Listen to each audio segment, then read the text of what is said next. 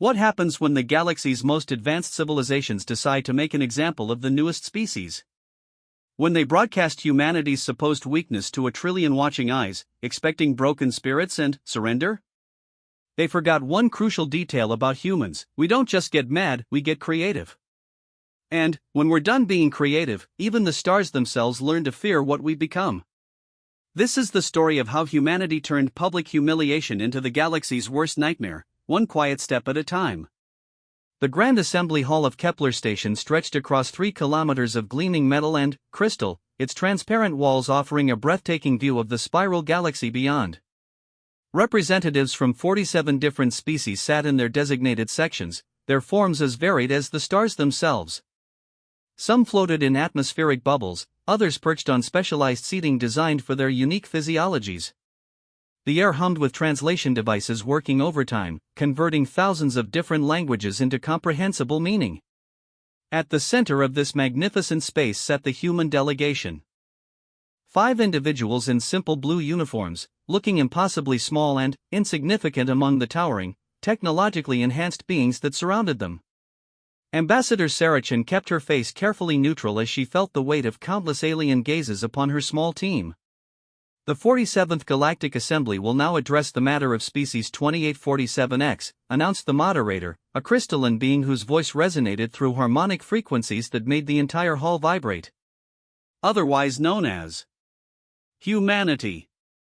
A ripple of what could only be described as amusement passed through the assembled delegates. Sarah noticed how several species exchanged glances, their equivalent of smirks and knowing looks. The humans had been members of the galactic community for barely 3 years, having been discovered when their crude radio signals finally reached civilized space. They were the newest, the youngest, and, by all measures, the most primitive species ever granted membership. High Chancellor Vextai of the Hegemony rose from his section, his serpentine form towering 4 meters above the floor. His species had controlled 12 star systems for over 2,000 years, their technology so advanced that they had transcended the need for physical labor centuries ago. When he spoke, his words carried the authority of eons of galactic dominance. Fellow beings, Vextai began, his voice carrying easily across the vast space, we gather today to address a concerning matter. The humans, despite our generous guidance and patient teaching, continue to display behaviors that are troubling. Sarah's jaw tightened almost imperceptibly. She had expected this. The tensions had been building for months as humanity struggled to adapt to galactic standards and expectations. They wage wars among themselves even now, continued another representative, this one from the ethereal collective. Their planet remains divided into primitive nation-states. They consume resources at unsustainable rates and show little regard for environmental harmony. Furthermore, added the delegate from the Silicon Concord, their mechanical voice precise and emotionless, their technological development follows chaotic, unpredictable patterns. They refuse to adopt standard galactic technologies, insisting on developing their own inferior alternatives. Sarah stood slowly, knowing this was the moment she had been dreading. Honored representatives, if I may respond, you may not, Vextai cut her off with casual dismissal. This is not a trial, Ambassador Chen. This is an intervention. The word hung in the air like a death sentence. Sarah felt her 4 companions tense beside her, but she forced herself to remain calm. An intervention meant that the galactic community had decided humanity was unfit to govern itself. After careful deliberation, Vextai continued, we have decided that humanity requires direct oversight. Your species will be placed under a developmental protectorate. Your military forces will be disbanded and replaced with peacekeeping units from more advanced species. Your industrial capabilities will be restructured to meet galactic efficiency standards. Your education systems will be redesigned to eliminate the aggressive and competitive tendencies that seem endemic to your kind. Sarah felt the blood drain from her face. This wasn't guidance, this was colonization with a pretty name. But, perhaps most importantly, Vextai's voice took on what might have been amusement, we believe your species needs to understand its place in the greater cosmic order. Humility is a virtue that humans seem to lack. What happened next would be remembered for centuries across the galaxy. The main viewing screen, normally reserved for displaying session notes and voting tallies, suddenly changed. Instead of dry legislative text, it now showed a live feed of Earth. Specifically, it showed a montage of humanity's worst moments. Wars, pollution, poverty, violence, all broadcast in high definition to every corner of the assembly hall. But that wasn't the worst part. The images had been edited, enhanced, and narrated to make humans look not just primitive, but laughably incompetent. The commentary, delivered in the smooth, condescending tones of a nature documentary, described humans as if they were amusing animals. Notice how the human displays aggression when threatened, much like a cornered rodent. Despite their pretensions to intelligence, they consistently make decisions based on emotion rather than logic. Laughter began to ripple through the hall. Not cruel laughter, exactly, but the kind of gentle amusement one might show when watching the antics of a particularly entertaining pet. The assembled representatives of 47 species watched as humanity was systematically and publicly humiliated. Sarah's hands clenched into fists at her sides, but she forced herself to remain still. Around her, she could hear her colleagues' ragged breathing, could feel their shame and rage like a physical presence in the air. The presentation continued for nearly an hour. Every human failing was magnified, every triumph minimized or explained away as luck or accident. By the end, the assembled delegates were discussing humanity as if they weren't even present, making jokes about training the new pets and housebreaking the primitives. When it finally ended, Vextai stood once more. Let this serve as an educational moment for any future species that might join our community. Pride comes before the fall, and humanity has fallen. The developmental protectorate will take effect immediately. Human representatives will be given 48 hours to return to their homeworld and begin the transition process. Sarah stood on trembling legs, her voice barely audible when she spoke. You want us to go home and tell our people that we're no longer free? That we're to be treated like children who can't be trusted with their own future? Ambassador Chen, Vextai replied with what passed for kindness among his species, freedom is earned, not given. Perhaps in a few centuries, when your species has learned to control its more destructive impulses, we can revisit this decision. Until then, you will have the protection and guidance of your betters. The dismissal was clear. Security drones, sleek and silent, moved to escort the human delegation from the chamber.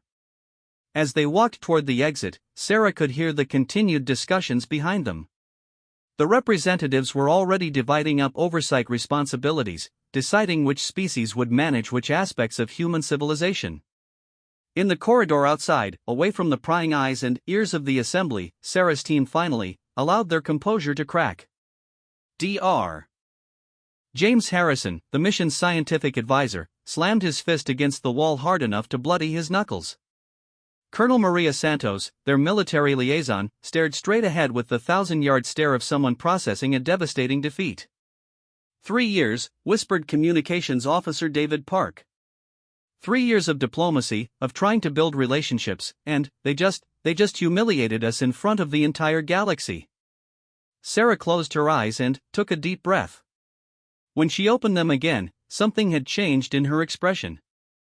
The diplomatic mask was gone, replaced by something harder, more determined. No, she said quietly. They humiliated us publicly. But they made a mistake. The others turned to look at her, hope flickering in their eyes despite everything. They think this is the end of the story, Sarah continued, her voice gaining strength. They think they'd broken us, put us in our place. But they don't understand humans at all, do they? Colonel Santos managed a grim smile. No, ma'am, they don't. They see our aggression as a flaw, Sarah said, beginning to pace the small corridor. Our competitiveness as primitive. Our refusal to accept their technology as stubborn pride. They think they've diagnosed our weaknesses. But they've actually identified our strengths, Dr. Harrison said, understanding beginning to dawn on his face. Exactly. Sarah's smile was sharp as a blade. They want humility? Fine. We'll be humble. We'll be so quiet, so cooperative, that they'll forget we're even there.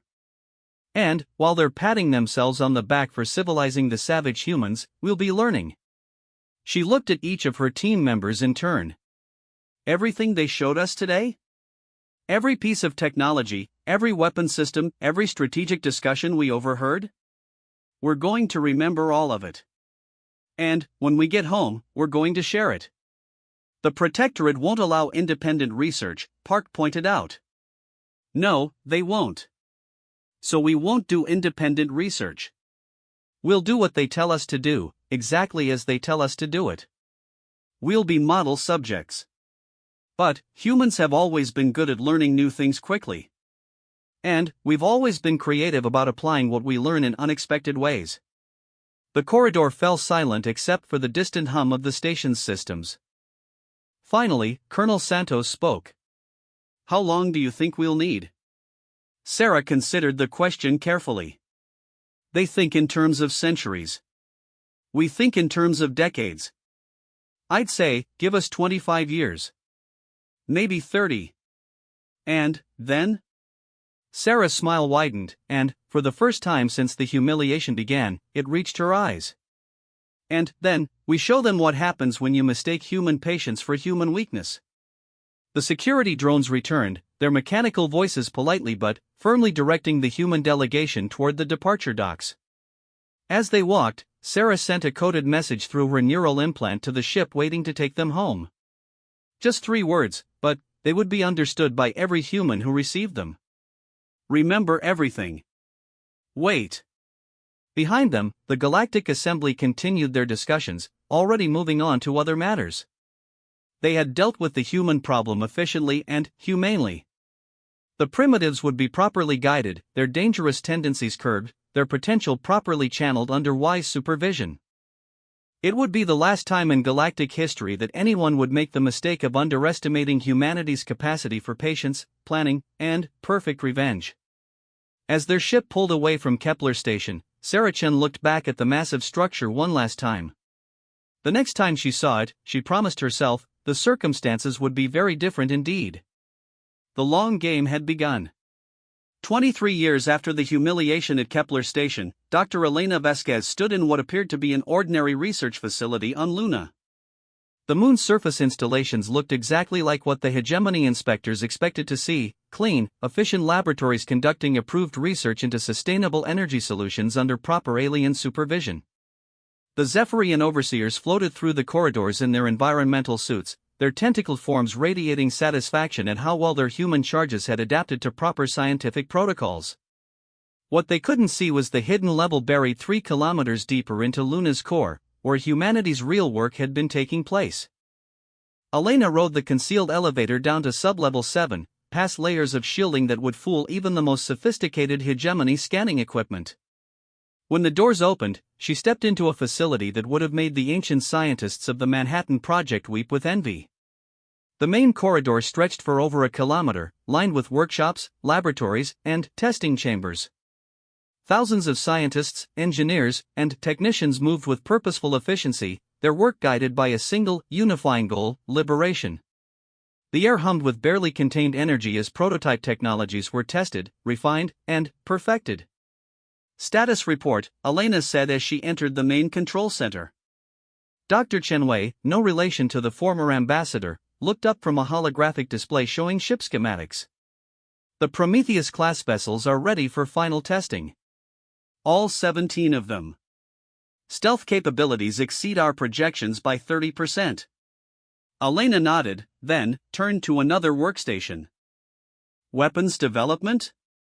Colonel Jackson, now in his 50s but still sharp as a razor, gestured to a series of containment fields holding what looked like ordinary metallic spheres. The zero-point bombs are stable. Each one can crack a planet. We have 47 of them. One for each hegemony world, Elena observed with grim satisfaction. The beautiful irony, added Dr. Patel from the Cybernetics Division, is that they taught us how to build them. Not directly, of course, but every piece of hegemony technology they've shown us, every approved research project they've allowed us to work on, has been reverse engineered and improved. Elena walked over to view his latest work. The Neural Integration Project? Complete. We can now interface directly with any hegemony computer system. Their security protocols were designed to keep out external threats, not internal ones that think like their own systems. This had been humanity's greatest advantage throughout the long years of the Protectorate. While the aliens saw human compliance and cooperation, they missed the fundamental truth about human learning: give a human any piece of technology, and they would inevitably figure out how to weaponize it. The hegemony had introduced humans to quantum computing to help them develop more efficient manufacturing processes. Humanity had used that knowledge to create quantum encryption systems that were theoretically unbreakable. The Zephyrians had taught humans about plasma containment for clean energy research. Humanity had developed plasma weapons that could cut through any known material. The Silicon Concord had shared their knowledge of AI development to help humans create better labor management systems. Humanity had created AI companions so sophisticated they could perfectly mimic any alien behavioral pattern. But, perhaps most importantly, the aliens had tried to cure humanity of its aggressive and competitive tendencies through psychological conditioning programs. What they had actually done was teach humans how to hide those tendencies so perfectly that even the most advanced alien psychologists couldn't detect them. Elena made her way to the communications center, where Admiral Sarah Chen sat at a massive console displaying real-time intelligence from across the galaxy. The former ambassador had spent the last 2 decades building the most extensive spy network in galactic history, using humanity's primitive internet technology as a foundation. "Status report, Admiral," Elena said. The title wasn't official, of course. As far as the hegemony knew, Sarah Chen was just the director of human cultural preservation, a harmless bureaucrat who organized festivals and maintained historical records. "All assets are in position," Sarah replied without looking away from her screens. "We have operatives on every major hegemony world, in every important facility, and embedded in most of their government structures." The beauty of being dismissed as primitive is that no one thinks to look for sophisticated intelligence operations. Elena studied the displays showing human agents across the galaxy. Some worked as translators, others as maintenance personnel. A few had even managed to secure positions as cultural consultants. All of them were invisible to their alien masters, just helpful humans doing simple jobs. The ethereal collective? Our people have been working in their meditation centers for 15 years. They think humans make excellent groundskeepers because we're so close to nature. What they don't realize is that we've mapped every single one of their quantum consciousness nodes. The Silicon Concord? They hired humans to help maintain their mechanical bodies because our crude engineering skills are good for basic maintenance work. We've had access to their core programming for 8 years.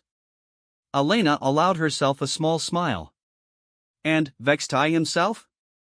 Sarah's expression grew predatory. The High Chancellor employs 17 humans in various service roles at his personal compound.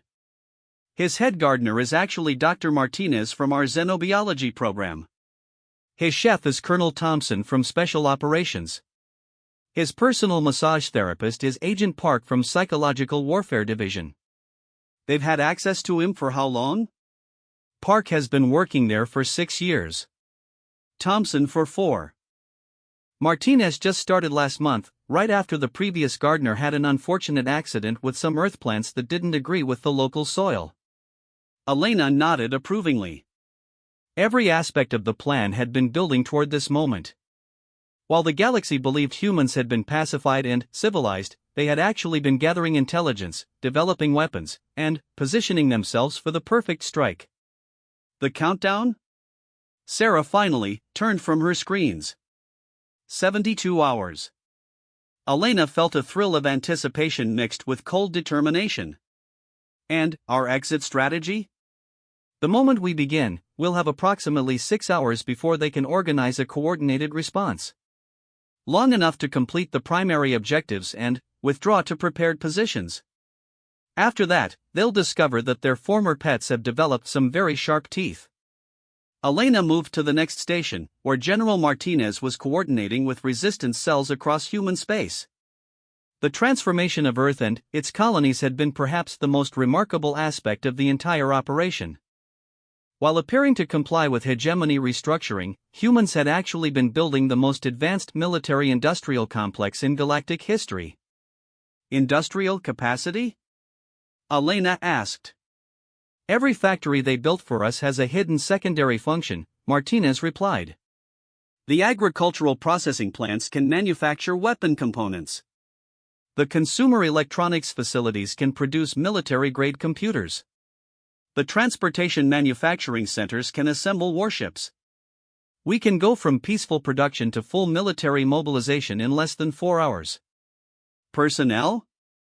8 billion humans have received basic combat training disguised as physical fitness and teamwork programs. 200 million have advanced tactical training hidden within emergency response courses.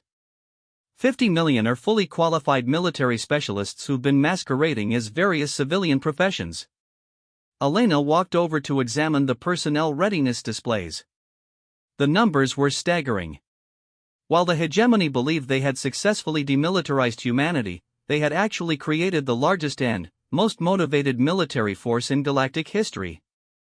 The key had been understanding alien psychology. Most galactic species had evolved beyond the need for large-scale conflict. They settled disputes through negotiation, arbitration, or economic pressure. The concept of total war was so foreign to them that they couldn't recognize the signs even when they were staring directly at them. Humans, on the other hand, had perfected the art of war over millennia.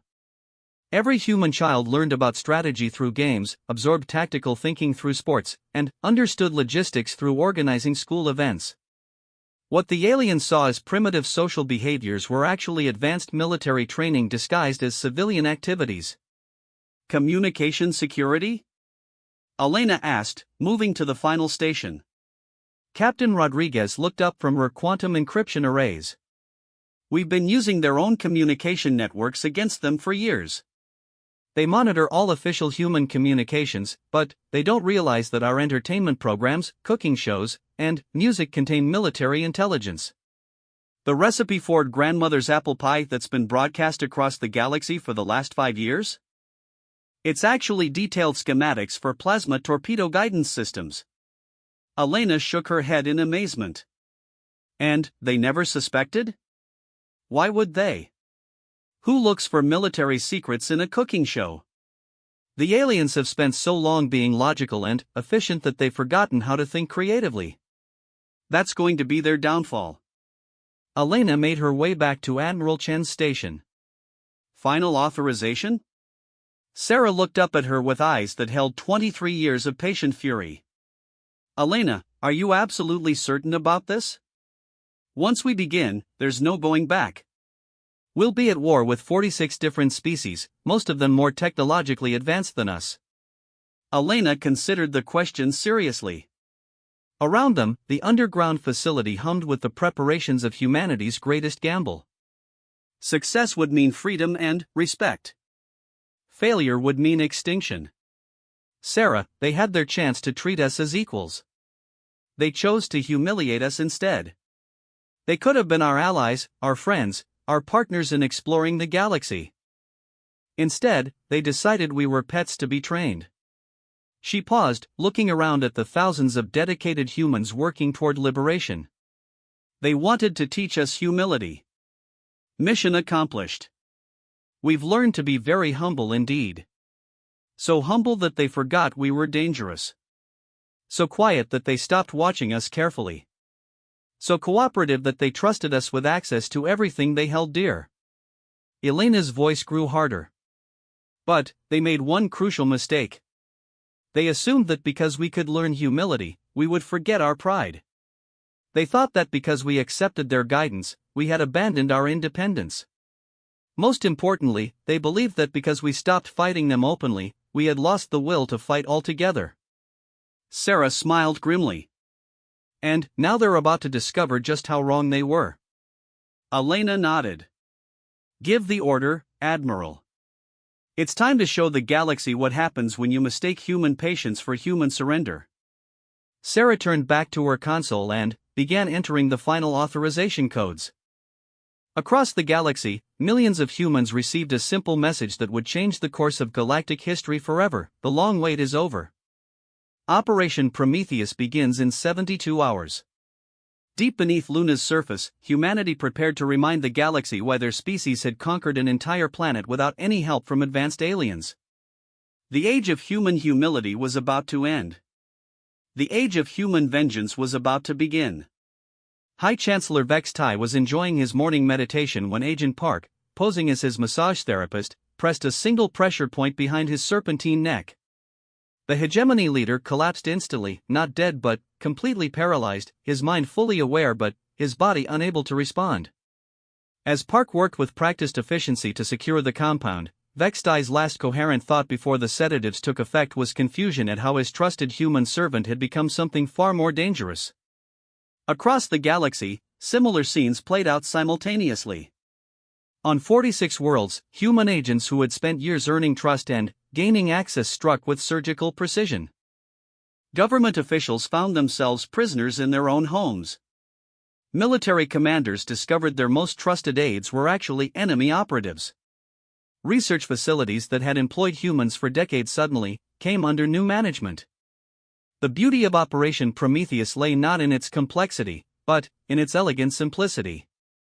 Humanity had learned that the best way to defeat a superior enemy wasn't through direct confrontation, but through patient infiltration and perfect timing. Admiral Sarah Chen watched the operation unfold from her command center beneath Luna. Status reports flowed in from across the galaxy as 23 years of careful planning executed flawlessly. Hegemony homeworld secured, reported Colonel Thompson from his position in what had been Vex Tai's private kitchen an hour earlier. All major government officials are in custody. Their military leadership is trying to organize a response, but they can't access their own command systems. Zephyrian collective consciousness nodes offline, came another report. Their entire species is effectively blind and deaf.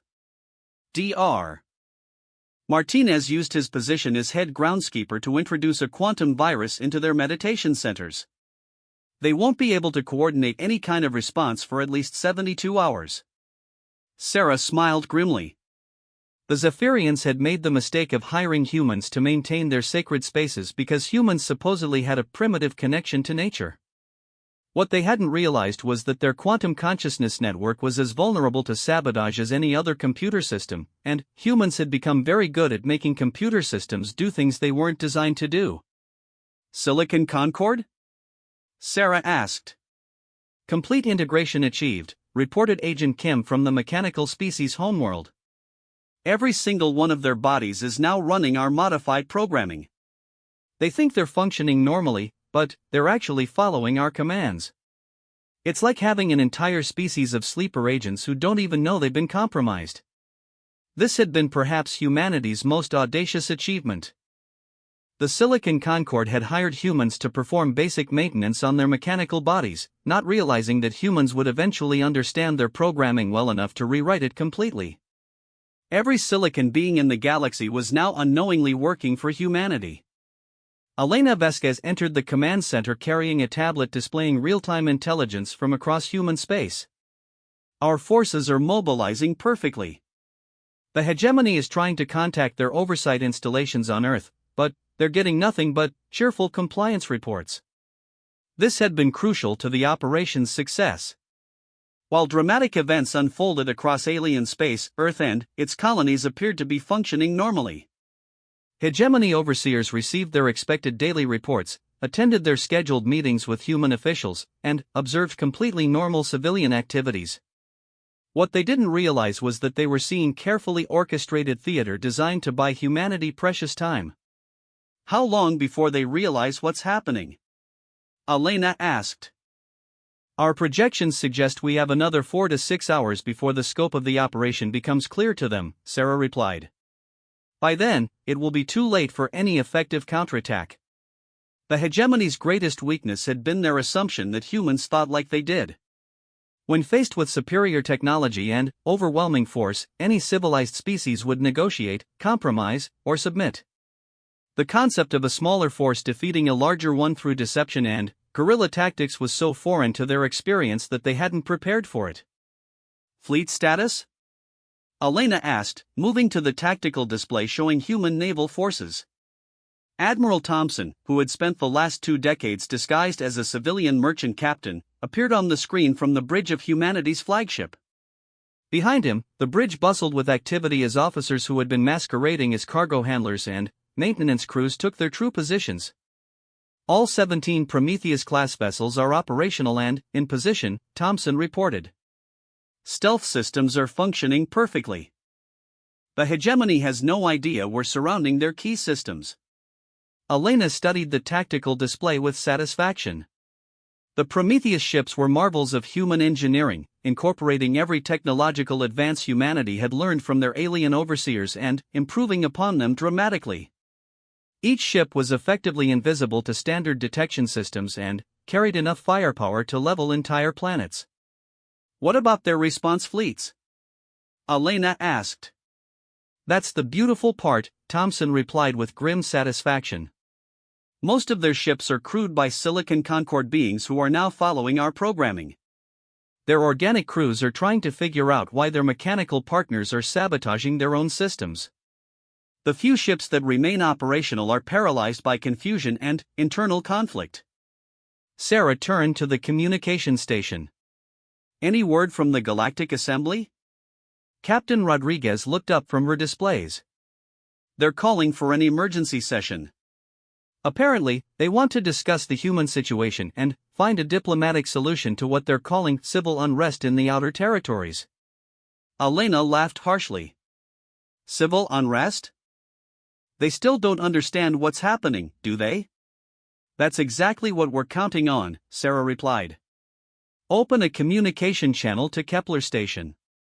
The main display shifted to show the familiar interior of the Galactic Assembly Hall. The scene was chaos. Representatives from dozens of species shouted over each other in multiple languages while translation systems struggled to keep up. Many delegate sections sat empty, their occupants dealing with crisis situations on their own worlds. The moderator, the same crystalline being who had presided over humanity's humiliation 23 years earlier, struggled to maintain order. The emergency session will address the unprecedented situation affecting multiple member species.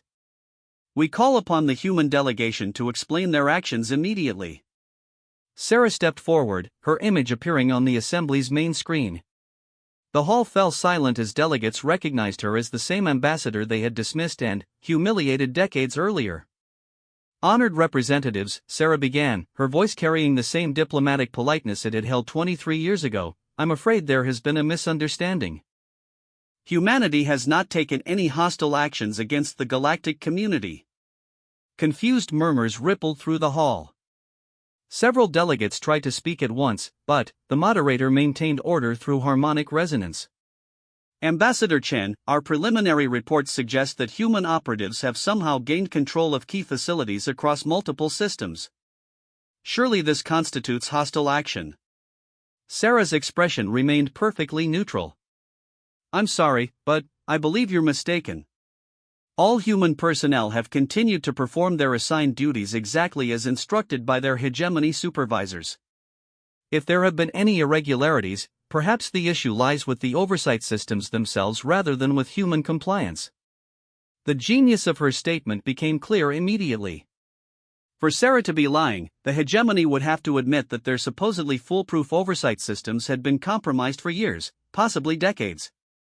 They would have to acknowledge that humans they had dismissed as primitive had outwitted them completely. High Chancellor Vexti's deputy, a younger serpentine being named Kestar, slithered forward to his species section. His voice shook with barely controlled fury.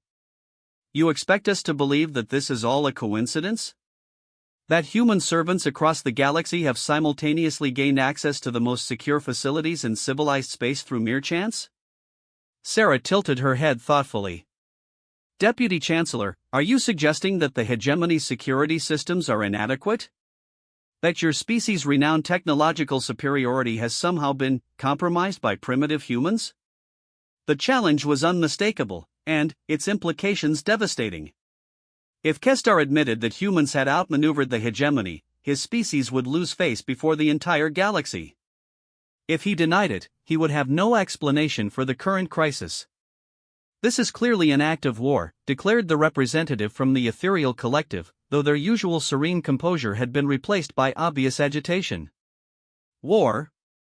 Sarah appeared genuinely puzzled. Against whom? Human forces remain within human space, as required by the Protectorate Agreement. Human personnel continue to serve in their assigned positions across the galaxy, as mandated by hegemony oversight protocols. We have attacked no one, invaded no territories, and made no demands.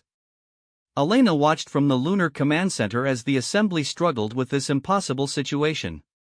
Humanity had struck first, struck hard, and struck everywhere at once, but had done so in a way that made formal retaliation almost impossible without the alien species admitting their own incompetence. What do you want? The question came from the representative of the Astral Federation, a species that had maintained neutrality in most galactic conflicts. Sarah's diplomatic mask finally slipped, revealing the cold satisfaction beneath.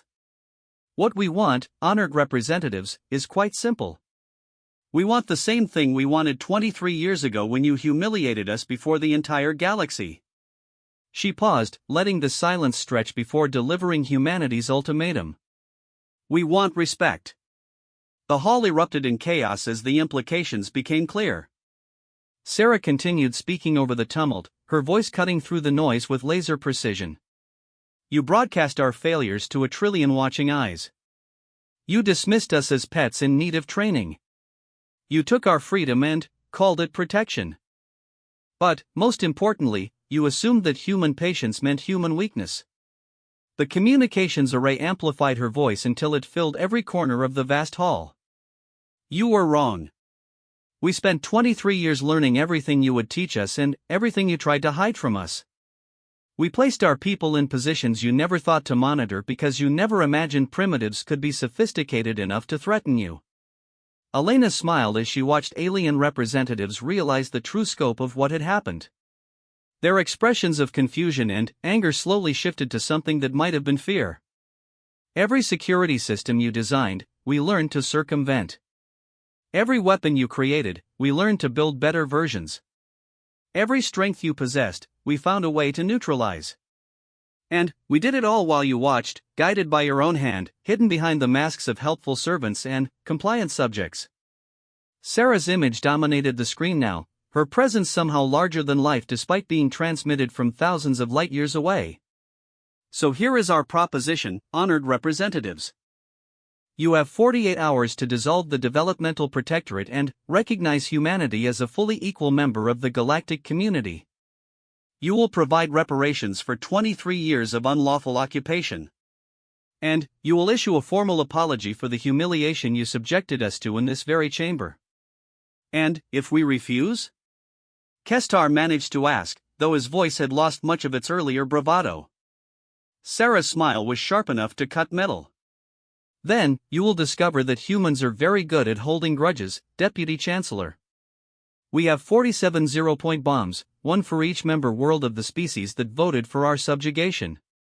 We have control of every major computer system in civilized space. And we have 8 billion humans who are no longer interested in being anyone's well-behaved pets. The hall fell completely silent. Even the translation systems seemed to pause, as if the machinery itself needed time to process what had been said. You wanted to teach us humility, Sarah continued. Congratulations. We learned that lesson perfectly. We became so humble, so quiet, so cooperative that you forgot we were there. But we never forgot what you did to us. And we never forgave. She paused one final time before delivering humanity's final message to the galaxy. The age of human servitude is over. The age of human equality begins now. Choose your response carefully, honored representatives. Because the next time someone humiliates humanity publicly, our response won't be quiet at all. The transmission ended, leaving the Galactic Assembly in stunned silence. For the first time in recorded galactic history, a junior species had not only challenged their superiors but had done so from a position of undeniable strength. In the Lunar Command Center, Elena turned to Sarah with admiration. How long do you think it will take them to accept our terms? Sarah smiled, finally, allowing herself to feel the satisfaction she had been denied for over 2 decades. Oh, they'll accept. they really don't have any choice. The only question is whether they'll do it gracefully or if we'll have to provide additional incentives. Elena nodded, then asked the question that would determine humanity's future. And, after they surrender? Sarah's expression grew thoughtful. After they surrender, we begin the real work. Building a galaxy where no species ever again makes the mistake of judging others by their appearance, their age, or their perceived primitiveness. She looked around the command center at the thousands of humans who had spent their lives preparing for this moment. They wanted to teach us our place in the cosmic order. Well, now they know exactly where that place is. We're the species that you underestimate at your own peril. We're the ones who smile, nod, and quietly plan your downfall. We're the living reminder that in a galaxy full of ancient, advanced civilizations, sometimes the newest kids on the block are the most dangerous. Elena grinned as reports continued flowing in from across the galaxy. Alien governments were already beginning to discuss terms of surrender. The galaxy's most advanced species were learning to fear a race they had dismissed as primitive just days before. Humanity had finally taught the galaxy the most important lesson of all: never humiliate someone publicly unless you're absolutely certain they can't make you pay for it quietly. The response had come, and it was everything humanity had promised it would be.